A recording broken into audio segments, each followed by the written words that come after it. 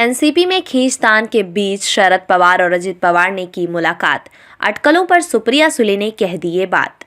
महाराष्ट्र के उप मुख्यमंत्री अजित पवार ने शुक्रवार को यहां राष्ट्रवादी कांग्रेस पार्टी एनसीपी प्रमुख शरद पवार से मुलाकात की, जिससे राज्य के राजनीतिक हलकों में अटकलें तेज हो गई हैं।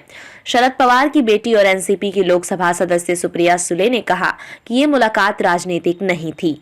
जुलाई में महाराष्ट्र में अजित पवार के नेतृत्व वाले समूह के एकनाथ शिंदे के नेतृत्व वाली सरकार में शामिल होने के बाद चाचा और भतीजे के बीच हुई ये दूसरी मुलाकात है।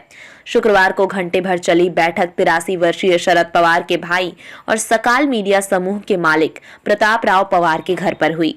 एनसीपी सांसद ने क्या कहा? सुले ने कहा कि प्रताप पवार की पत्नी अस्वस्थ हैं और पवार परिवार के सदस्य इसी सिलसिले में शुक्रवार को उनके घर पर एकत्र हुए थे। उन्होंने कहा उनकी बीमारी के कारण पूरे परिवार के लिए पवार परिवार के दिवाली समारोह में शामिल होना संभव नहीं होगा। सुले ने कहा हमारी राजनीतिक विचारधाराएं अलग अलग हैं, फिर भी हम अपने व्यक्तिगत संबंध बनाए रखते हैं। पेशेवर और निजी जीवन में फर्क होता है। हर साल पवार परिवार के सदस्य दिवाली समारोह के लिए बारामती में इकट्ठा होते हैं। हालांकि इस साल मेरी चाची अस्वस्थ हैं, इसलिए हमने उनके आवास पर जाने की योजना बनाई।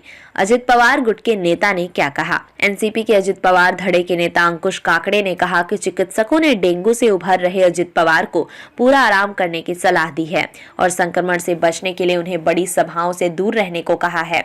अजित पवार गुट के नेता और राज्य के सहकारिता मंत्री दिलीप वालसे पाटिल ने भी शुक्रवार को पुणे में शरद पवार से मुलाकात की। उन्होंने कहा कि एनसीपी संस्थापक के साथ उनकी मुलाकात में कुछ भी राजनीतिक नहीं था। मंत्री ने बाद में संवाददाताओं से कहा, ये शरद पवार साहब की अध्यक्षता वाले रयात शिक्षण संस्थान के मुद्दों पर चर्चा के लिए एक निर्धारित बैठक थी। सूत्रों ने दी ये अहम जानकारी। एनसीपी सूत्रों ने कहा कि पुणे में अपने चाचा से मिलने के बाद अजित पवार केंद्रीय गृह मंत्री अमित शाह से मिलने के लिए दिल्ली रवाना हो गए।